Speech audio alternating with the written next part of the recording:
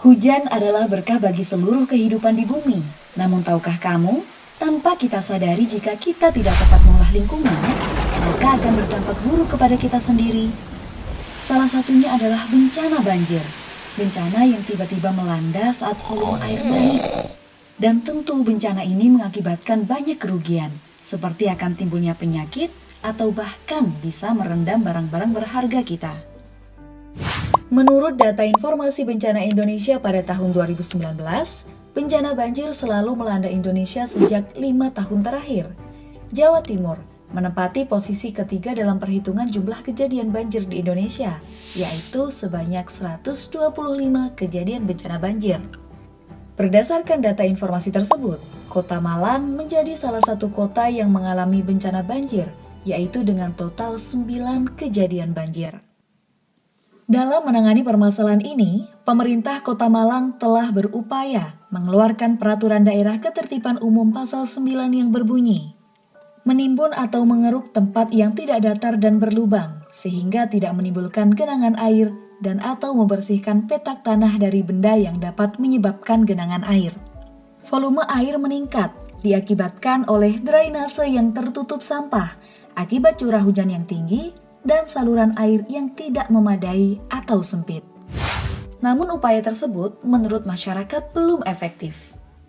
Apakah tidak ada cara yang lebih efektif? Tentu ada. Masyarakat dapat berkontribusi menangani masalah ini dengan WaterNet.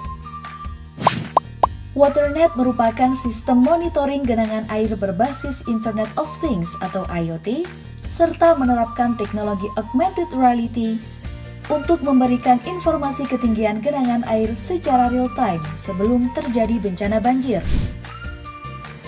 Apa sih fungsi dari WaterNet ini?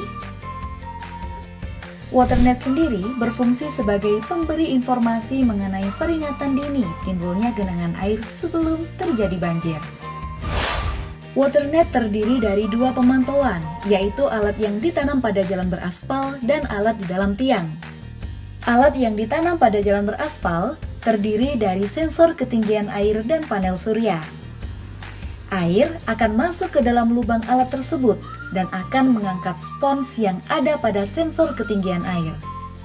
Jika spons naik hingga maksimal, maka data akan dikirimkan ke web server berupa informasi bahwa timbul genangan air, serta akan memberikan sinyal untuk menghidupkan sensor di dalam tiang yang terdiri dari sensor laser, kotak kontrol, baterai, dan panel surya yang berfungsi untuk mengetahui ketinggian genangan air dengan sinar laser.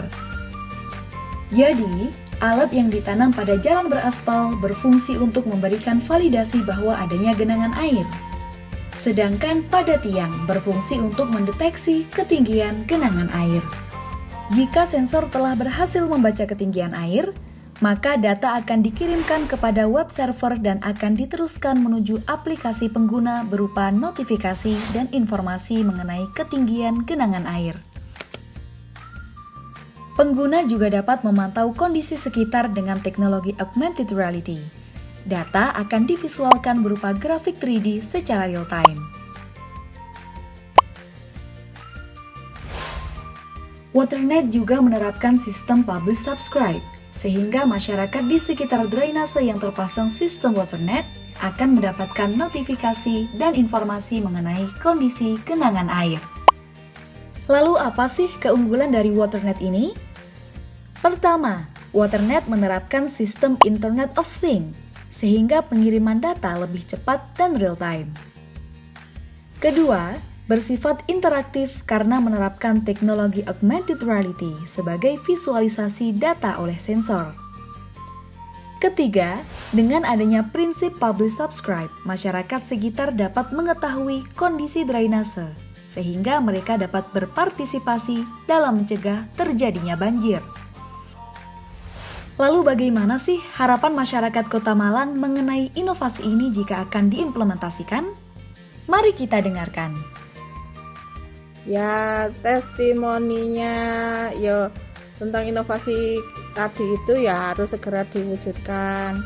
Kan soalnya proyeknya itu sangat bermanfaat untuk masyarakat terutama dalam menanggulangi bencana banjir yang terjadi jika musim hujan di sekitar Malang. Begitu. Jika waternet digunakan di wilayah yang sering terjadi banjir di Indonesia, khususnya akibat drainase, maka kita akan dapat mengurangi tingkat kejadian bencana banjir di Indonesia. Sehingga masalah dan dampak dari bencana banjir dapat diminimalisir. Bersama waternet, kita bisa lebih peduli terhadap lingkungan.